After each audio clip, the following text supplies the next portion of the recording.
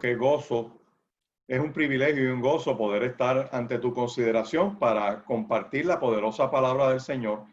Y seguimos esta serie de Hebreos, del libro de Hebreos, y te invito a que busques ahí tu Biblia para entrar en el tema de hoy, que vamos a hablar del reposo de Dios. Y es bien importante este tema del reposo que el creyente tiene en Dios, porque ha sido un tema de bastante análisis, ha generado hasta provocado movimientos a través de la historia. Y yo quisiera que fueras conmigo a mirar en Hebreos capítulo 4. Voy a leer primero de la versión Reina Valera, los versos del 1 al 11, y posteriormente voy a leerte una versión algo más actualizada para poder trabajar este tema. Dice así Hebreos capítulo 4. Temamos, pues, no sea que permaneciendo aún la promesa de entrar en su reposo, alguno de vosotros parezca no haberlo alcanzado, porque también a nosotros se nos ha anunciado la buena nueva como a ellos, pero no les aprovechó el oír la palabra por no ir acompañada de fe en los que la oyeron. Esto es bien importante. Pero los que hemos creído entramos en el reposo de la manera que dijo: por tanto, juré en mi ira, no entrarán en mi reposo, aunque las obras suyas estaban acabadas desde la fundación del mundo. Porque en cierto lugar dijo así del séptimo día, y reposó Dios de todas sus obras en el séptimo día. Otra vez, aquí, no entrarán en mi reposo.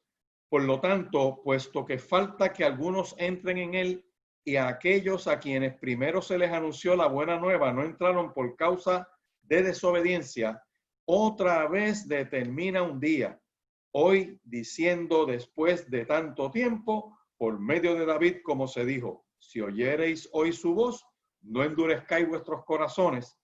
Dice, porque si Josué les hubiese dado el reposo, no habría después otro día. Por lo tanto, queda un reposo para el pueblo de Dios, porque el que ha entrado en su reposo también ha reposado de sus obras, como Dios de las suyas. Y aquí viene esta parte importante. Procuremos pues entrar en aquel reposo, para que ninguno caiga en semejante ejemplo de desobediencia. En otra de las versiones dice: todavía sigue vigente la promesa que Dios hizo de entrar en su descanso.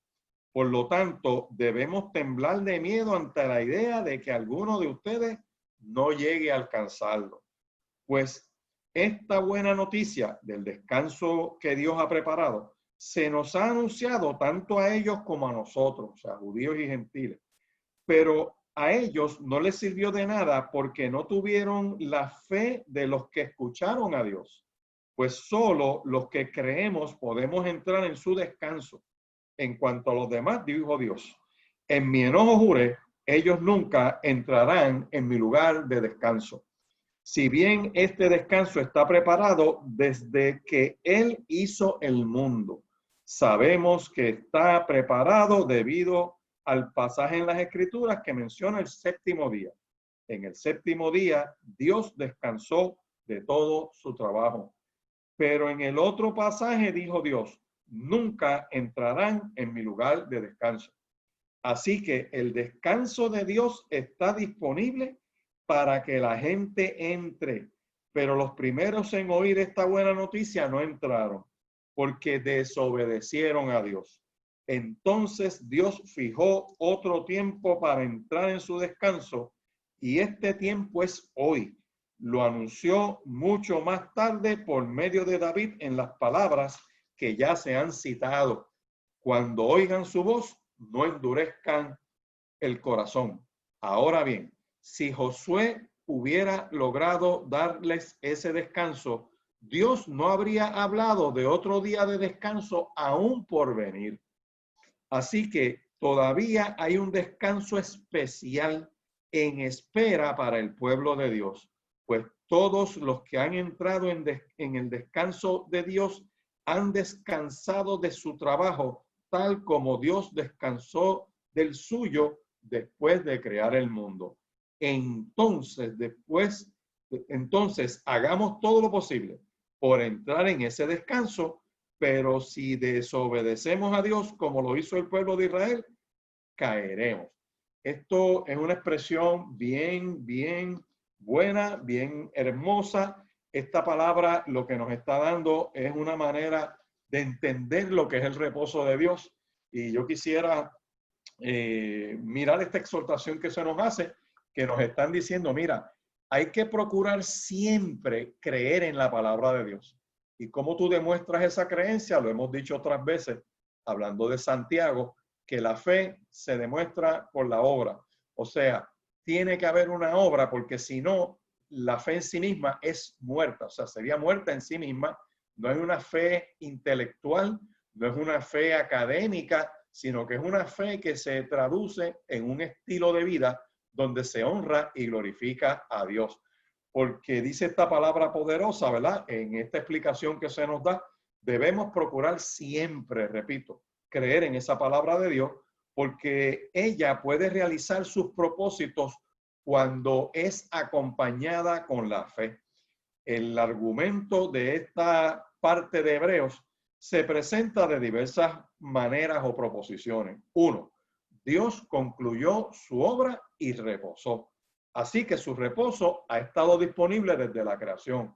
Número dos, los judíos no entraron a su reposo. Dice 3, muchos años después, en el Salmo 95, Dios dice que todavía hay un reposo al alcance del pueblo.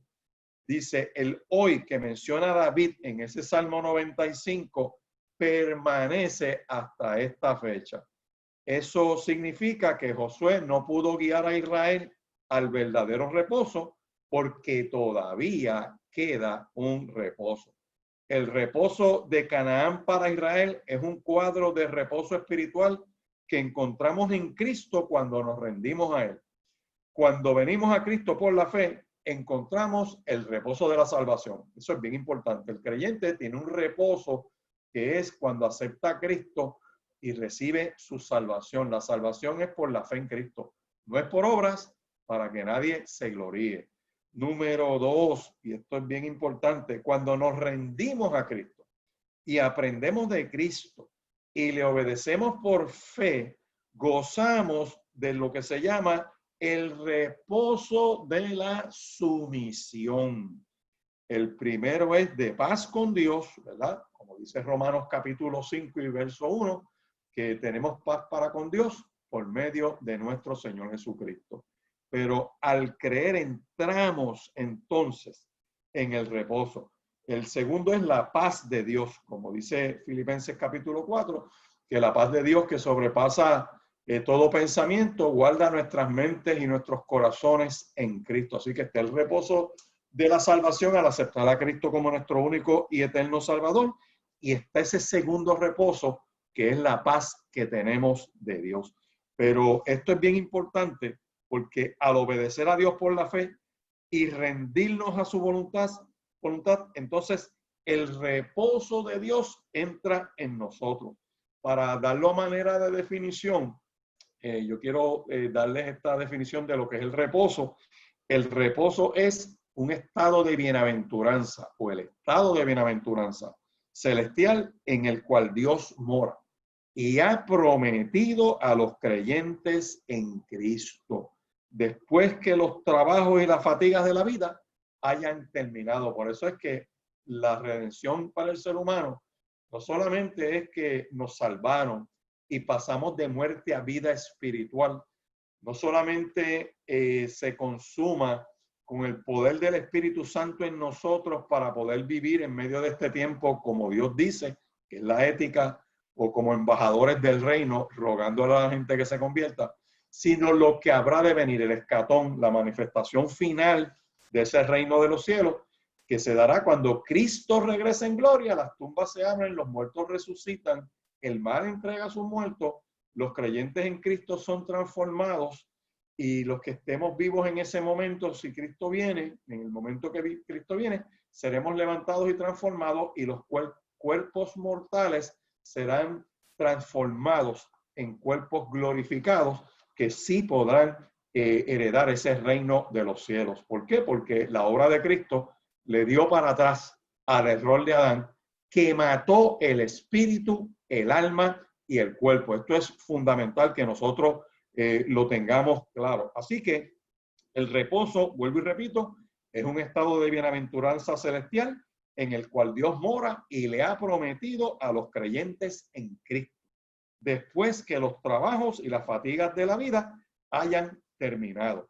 Y aquí este libro de Hebreos nos da, ¿verdad?, como un resumen que viene elaborando el autor de Hebreos diciendo, mira, recuerden que Cristo es superior a los profetas, Cristo es superior a los ángeles, Cristo es superior a Moisés y Cristo es superior a Josué, porque Josué fue el heredero de Moisés, que Dios estuvo con él como estuvo con Moisés, es el que logra cruzar el Jordán, comienza con la repartición de las tierras, pero el pueblo volvió a sus prácticas de apartarse de Dios y no lograron el reposo que Dios había prometido.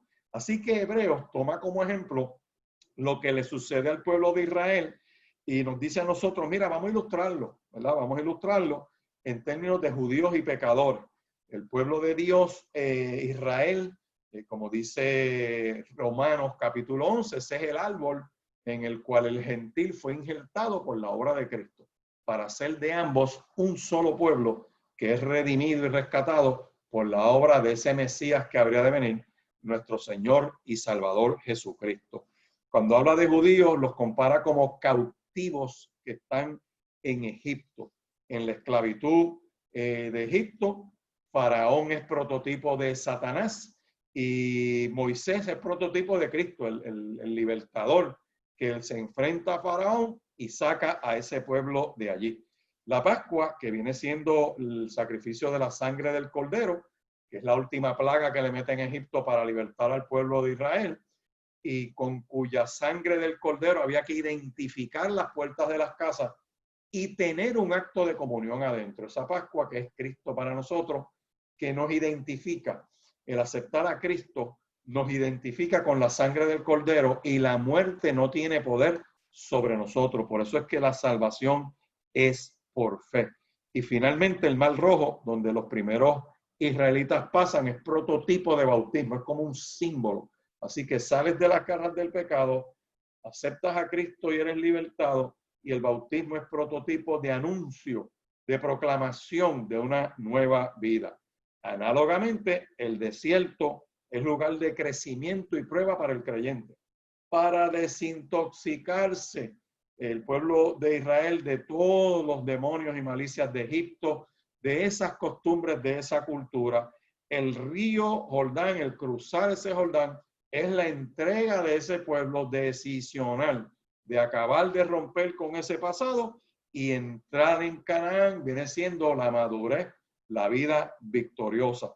Así que cuando vamos a mirar lo que dice Primera de Corintios 10, tengamos cuidado porque las cosas que se escribieron antes para nuestra enseñanza se escribieron. Lo que le pasó a ese pueblo está, el pueblo de Israel está para ilustrarnos a nosotros. Así que el libro de Hebreos capítulo 4 nos invita a entrar en ese reposo del Señor. No en algo ritual, que ahí es que muchos movimientos fracasan, que convierten el reposo en algo ritual como de guardar un día en particular y lo reducen a un día, como la experiencia que te conecta con Dios. Y eso es tener por inmunda la sangre del pacto, porque es por medio de Cristo que nos conectamos con Dios. Así que el mismo Israel no lo pudo alcanzar en el desierto, no lo alcanzó bajo la dirección de Josué, no lo pudo alcanzar bajo la dirección de Moisés. Así que aquello era sombra o prototipo del reposo de Dios. Lo voy a decir de una manera más resumida. Las promesas del reposo se cumplen en sentido espiritual cuando nos volvemos a Cristo. Por lo tanto, la observancia del sábado consiste en ¿qué? En descansar en Cristo a lo largo de la vida cristiana. Y para eso, yo te invito a que vayas conmigo a Mateo capítulo 11. Vamos a Mateo capítulo 11, para mirar los versos del 28 al 30. Mateo capítulo 11, versos 28 al 30, dice el Señor Jesús, Mateo capítulo 11, 28 al 30, venid a mí todos los que estáis trabajados y cargados, y yo os haré descansar.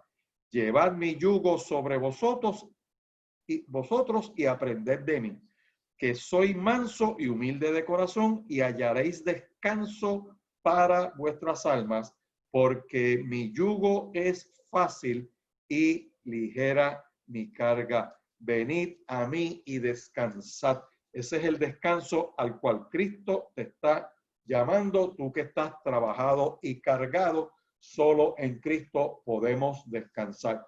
Yo quiero citarte un par de datos históricos, porque hace un par de siglos atrás hubo un hombre que se llamó Guillermo Miller, y allá para los años 1800 él establece un movimiento. Él era, voy a leerte algo bien importante de esta vida, ¿verdad?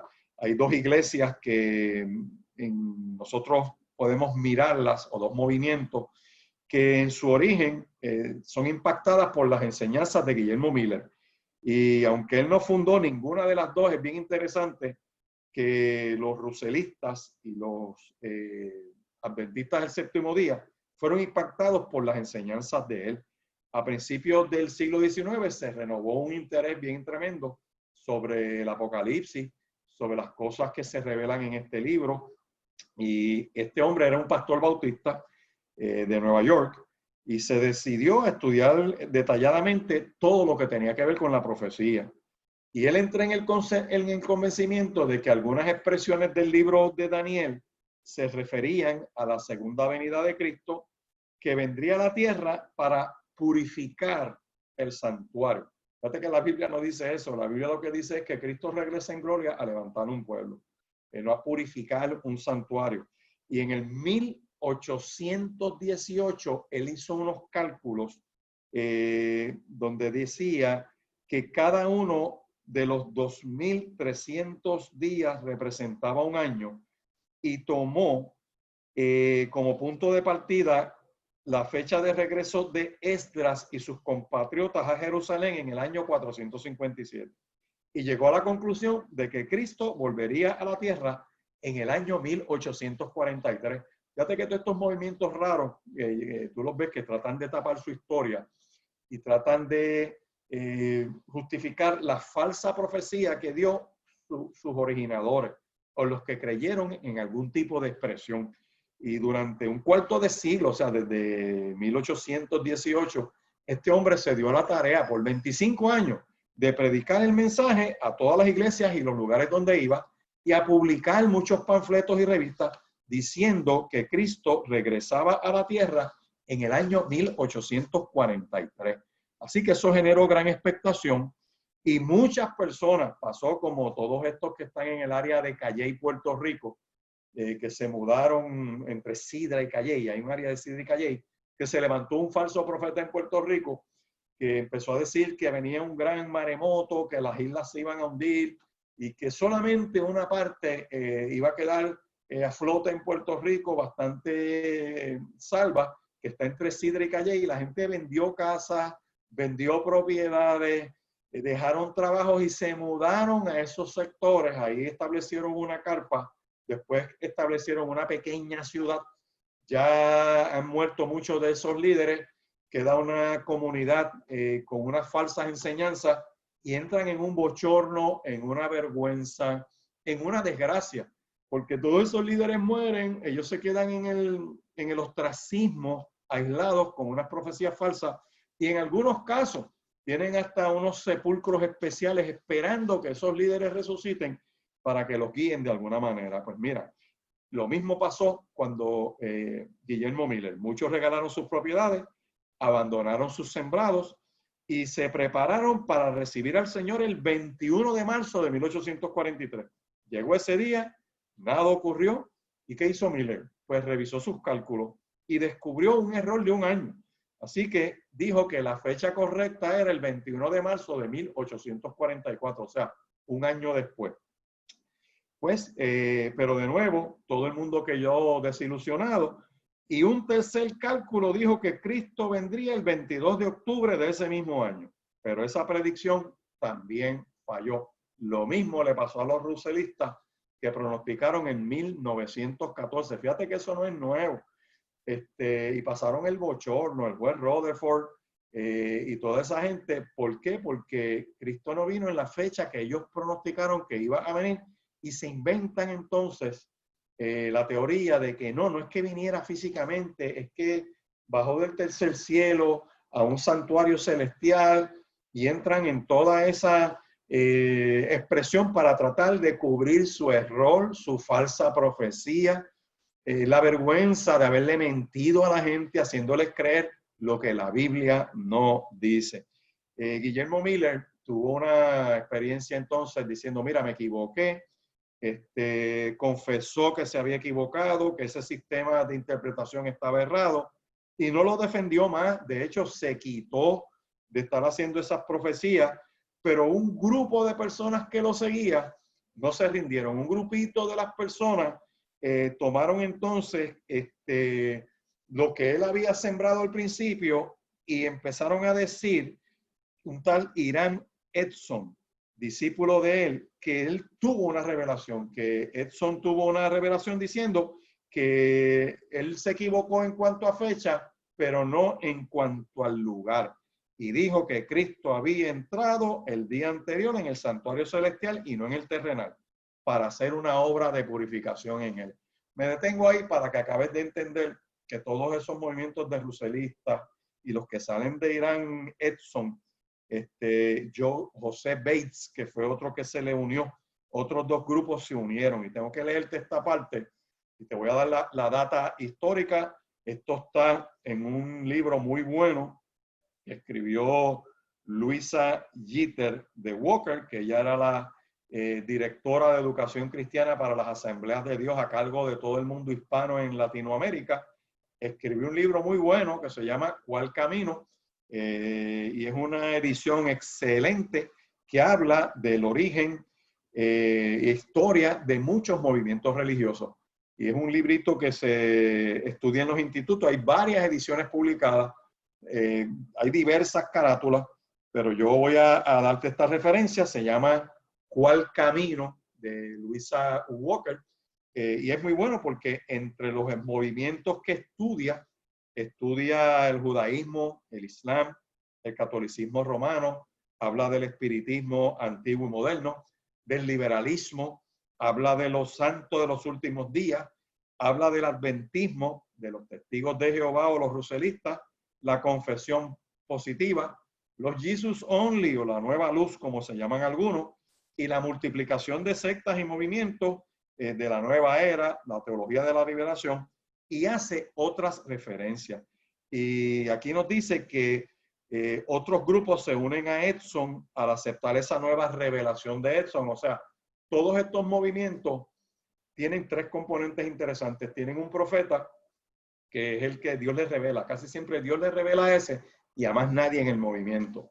Y no importa lo que él diga, la gente como no lee la escritura y no se abren a que el Espíritu de Dios los guíe, pues se dejan guiar por lo que dice esa persona, pero muchas de las cosas que dice chocan con la palabra del Señor. Y la escritura, los espíritus hay que probarlos, como dice Primera de Juan. Así que uno dirigido por José Bates, que observaba el sábado en vez del domingo, y ese es parte del origen del problema. Siempre hay un legalista en medio del asunto. Tienen un profeta, más tienes un legalista, que es el que obliga a la gente a empujarlos a obedecer la ley, haciéndoles creer que se salvan guardando la ley. Y tratan de llevar una dieta y tienen que guardar ese día. Todo lo que tú ves en esos movimientos. Y se disfrazan camaleónicamente con todo esto del naturismo, que es muy bueno, y las dietas que son muy buenas, y las vitaminas, y todo esto de iridiología, que es excelente, pero nada de eso salva. Eso es algo transitorio. Y es algo que es importante que nosotros podamos tener. Y se basaron en Apocalipsis 14 para hablar de esto de guardar el sábado, y otro grupo que ponía un énfasis en los dones del Espíritu, liderado por una señora que se llamaba Helena Harmon, que más tarde se pasa a ser Helena White, y que la idolatran unos grupos hablándole como la gran sierva del Señor. Puerto Rico pasó por lo mismo, en términos de una gran líder pentecostal que Dios usaba con gracia, mucho don del Espíritu, se apartó de la Escritura, sus seguidores la empiezan a adorar, y esta señora Juanita Peraza, García Peraza, pues fue idolatrada, la conocían como la diosa Mita, así aparece en los diarios de circulación general en Puerto Rico para los años 50, 60, principios de los 70. Y con esto lo que quiero traer es que no podemos desenfocarnos de lo que es el verdadero propósito de Dios. La observancia del sábado, lo repito, consiste en descansar en Cristo a lo largo de la vida cristiana. Ese es el verdadero depósito o reposo del pueblo creyente, en ese descanso que Dios ofrece. Así que el libro de Hebreos hasta ahora nos da 3 amonestaciones bien claras a manera de resumen. 1, contra la negligencia. Eso está en Hebreos capítulo 2, versos del 1 al 4. Hay que atender lo que dice la palabra. 2, la segunda advertencia la hemos visto antes, que dice: cuidado contra la incredulidad, que Israel no le creyó a Dios y se aparta del Dios vivo y tiene serios problemas y no pudo entrar a la tierra prometida. Y la tercera advertencia está en este capítulo 4, de cuidarnos de la desobediencia. El reposo es un estilo de vida presente en Cristo, pero el reposo no se logra por esfuerzo humano, pero hay que procurarlo. ¿Y qué clase de paradoja es esta? Pues la suficiencia y la supremacía de Cristo es lo que nos da esa conexión con Dios y podemos enfocar, por así decir. La gran pregunta es, en la fe en Cristo, para que esa obra de Cristo en nuestro lugar y a nuestro favor nos coloque en la posición correcta de Dios. Hebreos capítulo 4. Vaya conmigo ahora a Hebreos capítulo 4 para mirar los versos 12 y 13, porque aquí nos dice, escucha bien, cómo es que entramos en ese reposo de Dios. ¿Cómo podemos, verdad, enfocar ese esfuerzo de procurar el reposo? O sea, si esto no es por obra, ¿cómo puedo entrar? ¿Por qué me dice que me esfuerce? ¿Por qué me hace una advertencia de que procure entrar? Pues Hebreos capítulo 4, versos 12 y 13 dice, porque la palabra de Dios es viva y eficaz, es viviente, es inspirada por Dios. Dice, porque la palabra de Dios es viva y eficaz, más cortante que toda espada de dos filos, que penetra hasta partir el alma y el espíritu, las coyunturas y los tuétanos, y discierne los pensamientos y las intenciones del corazón. Y no hay cosa creada que no sea manifiesta en su presencia. Antes bien, todas las cosas están desnudas y abiertas a los ojos de aquel a quien nosotros tenemos que dar cuenta. La palabra de Dios, número 1, es viviente. Y de esto quiero enfocar los 3 puntos. 2, es poderosa, o sea, es eficaz, tiene efecto en el que la escucha y atiende detenidamente, ¿verdad? Impacta la mente, la voluntad del ser humano es guiada por esa palabra y por lo tanto la conducta es una conducta que honra y glorifica a Dios. Y lo tercero que tiene esa palabra entonces es que corta lo enfermo del ser humano, que llega hasta llegar a donde no llegan las terapias, a donde no llegan las consejerías, a donde no llega la medicina, llega la poderosa palabra de Dios y toca también el alma y el espíritu, las coyunturas y los tuétanos. Ahí es donde se habla de esa conexión de la mente a la voluntad, al hacer. Por eso es que habla de esas coyunturas.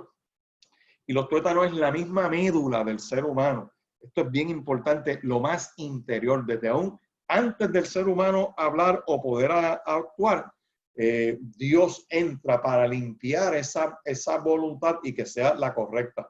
Por eso es que Cristo dice, tengan cuidado, porque de dentro del ser humano es que salen los malos pensamientos, las fornicaciones, los adulterios, las malas voluntades, las iras, los odios, salen de adentro. Y lo único que hay para limpiar eso es la sangre de Cristo, que limpia de todo pecado.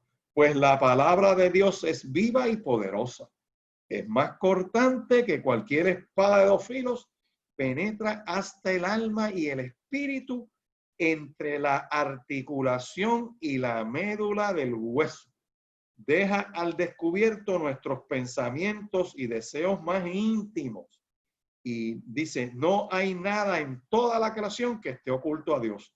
Todo está desnudo y expuesto ante sus ojos, y es a Él a quien rendimos cuenta. Yo te invito en esta hora a que entres en el verdadero reposo, reposo de Dios. El reposo de Dios no es algo ritual de un día donde tú descansas y guardando ese día tú te salvas. El reposo tiene realmente 3 aplicaciones espirituales. Las voy a repetir para que tomes tu nota. 1, está el reposo de la salvación. Cuando uno acepta a Cristo como su único y eterno Salvador, el reposo y la paz que tenemos para ser libres del pecado. Por eso Hebreos capítulo 4 y verso 3 dice, pero los que hemos creído entramos en el reposo de la manera que él dijo, por tanto juré en mi ira, no entrarán en mi reposo. Así que los que hemos creído entramos en ese reposo. El mismo verso 10 de Hebreos 4 dice, porque los que han entrado en su reposo también han reposado de sus obras como Dios de la suya. Ese reposo de la creación, después que Dios 6 días hizo la creación, en el séptimo reposó. Eso es un ejemplo para nosotros. 2, está el reposo de una vida victoriosa. ¿Y cómo es eso? Sometiéndome a Cristo, sometiendo mi voluntad, haciendo las cosas como Dios dice, en la obediencia. Ese es el reposo de la victoria que tenemos al alcanzar una madurez espiritual. Hebreos capítulo 4 y verso 11 dice, procura entra en aquel reposo para que ninguno caiga en semejante ejemplo de desobediencia. Por eso es que entrar en ese reposo, por así decir, de sumisión, es obedecer lo que Dios dice en su palabra.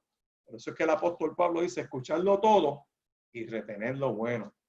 Tengan cuidado con el pecado, porque una de las definiciones del pecado es iniquidad, que es un acto inherentemente malo, esté prohibido o no esté prohibido.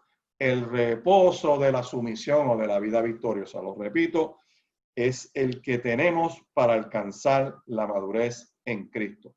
Primero, reposo de la salvación. 2, el reposo de la vida victoriosa sometiéndonos a Cristo. Y el tercero es el reposo eterno en el cielo, que dice Hebreos capítulo 4 y verso 9. Por tanto, queda un reposo para el pueblo de Dios, que eso es algo que ni los ruselistas ni los seguidores de Elena White te pueden explicar, porque si te salvas guardando el sábado, mirando a Génesis y a la ley, al legalismo y a ese triunvirato de errores proféticos de legalistas como John Bates y de gente que entra en sobre o extrapolar o sacar de lo que es el marco bíblico de los dones del Espíritu Santo, en esa mezcolanza se extravían tratando de salvarse por obras. Así que ese reposo eterno es en el cielo, que es el que Dios tiene preparado para aquellos que han aceptado a Jesucristo como su único y eterno Salvador. El pueblo de Israel, que es el ejemplo para nosotros, se apartó de Dios en el desierto. Andaban vagando en su corazón. Mira cómo lo dice Hebreos capítulo 3 y verso 10. A causa de lo cual me disgusté con esa generación y dije, siempre andan vagando en su corazón, con esa ambivalencia que manifestaron. Se apartaron de Dios en el desierto. También tenían un corazón de incredulidad, que esa es otra de las definiciones del pecado. No creerle a Dios. es incredulidad. Por eso hay un texto que dice que Cristo entra a esta ciudad y se sorprende. Dice, hizo pocos milagros. Dice, a causa de la incredulidad de ellos. Se sorprendió de lo incrédulo que eran. En este siglo XXI la humanidad necesita poner los ojos en Jesús, que es el autor y consumador de la fe. ¿Y qué pasa cuando tú no le crees a Dios? Que se te endurece el corazón, ¿verdad? Luego se endurecen en el corazón, como dice Hebreos capítulo 3 y verso 15, dice, entre tanto se dice, si oyereis hoy la voz de Dios, que no se endurezca tu corazón como en la provocación. Así que el no creerle a Dios te lleva a que se te endurezca el corazón. Y Moisés trataba de exhortar al pueblo, pero el pueblo no le hacía caso. El pecado de Israel era apartarse del Dios vivo. Eso es uno de los grandes peligros de la apostasía que tienen estos movimientos, que mantienen un ritual que los hace sentir cómodos y como que creen que están con Dios, pero corazón adentro no le creen. Esa es característica del legalista, que no depende de Dios y depende del ritual que ellos dominan y quieren obligar a todo el mundo a sujetarse a ese ritual que ellos controlan para tratar de mantener un control sobre la gente. En griego la frase quiere decir apostasía. Apóstata quiere decir abandonar la fe y ser condenado. Esto es bien importante porque si abandonaron la fe es que en algún momento estuvieron en la fe, si no, no la pueden abandonar y sufrieron condenación. Así que en estos versos 7 al 11, el escritor cita lo que dice el Salmo 95, versos del 7 al 11, por lo cual dice el Espíritu Santo, si oyes la voz de Dios, que tu corazón no se endurezca como en la provocación, en el día de la tentación, en el desierto, donde sus padres me tentaron, me probaron y vieron mis obras 40 años. O sea, a pesar de ver el poder de Dios, no le creyeron, a causa de lo cual me disgusté contra esa generación y dije, siempre andan vagando en su corazón y no han conocido mis caminos, por tanto, juré en mi ira, no entrarán en mi reposo. Todo ese capítulo, podemos decir, se refiere al Salmo 106, versos del 6 al 27. Búsquelo posteriormente para que usted vea ese gran resumen histórico. Los seguidores de Cristo entran en el reposo ahora. Podemos entrar por la sumisión, obedeciendo al Señor. Ese es el mejor resumen que yo te puedo dar en esta hora, que entres en este reposo de Dios, de reposo de Dios. Y estoy terminando con las siguientes expresiones. Cristo provee el reposo de Dios, del cual el sábado en tiempos de Josué era sombra, prototipo y no se alcanzó. Por eso es que Hebreos capítulo 4, versos del 4 al 8, hace esa repetición que dice, porque en cierto lugar dijo así del séptimo día, y reposó Dios de todas las obras en el séptimo día. Y otra vez aquí, no entrarán en mi reposo. Por lo tanto, puesto que falta que algunos entren en él, y aquellos a quienes primero se les anunció la buena nueva no entraron por causa de desobediencia, fíjense que la obediencia es importante para tenerlo, otra vez determina un día, hoy, diciendo después de tanto tiempo por medio de David, como se dijo en el Salmo 95, por tanto, verso 9, queda un reposo para el pueblo de Dios, porque el que ha entrado en su reposo también ha reposado de sus obras, como Dios de la suya. Colosenses capítulo 2, y esto nos va a dar la explicación de una manera, ¿verdad?, que puedas tener ese descanso que tanto tú necesitas. Olvídate de los rituales, no confíes en estos movimientos que tienen ese legalismo en el cual te meten una culpabilidad si tú no haces un libreto o llevas un ritual. Dice Colosenses capítulo 2, versos 14 en adelante, que la obra de Cristo anuló el acta de los decretos que habían contra nosotros, que nos era contraria, la quitó de en medio y la clavó en la cruz. Dice aquí, despojando a los principados, a las potestades, y los exhibió públicamente, triunfando sobre ellos en la cruz. Por tanto, nadie te juzgue en cuanto a comida o bebida, o en cuanto a días de fiesta, luna nueva o días de reposo. Aquí en el original equivale a sábado. Todo lo cual es sombra de lo que habría de venir, pero el cuerpo es de Cristo. Así que todo eso era sombra. Tú guardas el verdadero sábado conforme al mandato de Dios, aceptando a Cristo como tu Salvador, que tienes entonces paz con Dios. Te sometes a lo que Él dice en su palabra, y esa sumisión te hace vivir en esa paz de Dios, y finalmente el escatón, entrar en ese reposo que Dios ha preparado en los cielos para todo aquel que en Él cree. Quiere el Señor que puedas entrar en ese reposo en este tiempo y que seas libre de las ataduras del legalismo y de las tinieblas. Oramos para que el Señor te cubra de manera poderosa. Padre, en el nombre de Jesús te adoramos, te damos gracias y bendecimos tu nombre. Te pido, Dios, que esta palabra entre a la mente, al corazón, al espíritu de aquellos que la han escuchado en esta hora. Que tú la confirmes, Dios de gloria y de poder, para que los que no te conocen te reciban, oh Dios, y reciban a Cristo como su único y eterno Salvador, Señor, y que tengan ese reposo, que puedan obedecerte, Señor, y experimenten ese reposo, y que con esa obra de Cristo en su lugar y a su favor puedan entrar en el reposo futuro que tienes preparado para todos aquellos que hemos aceptado a Cristo como nuestro único y eterno Salvador. Confirma esta palabra, sanando a los enfermos, libertando al cautivo y trayendo paz a este pueblo. En el nombre poderoso de Jesús. Amén y amén. Dios te bendiga y Dios te guarde.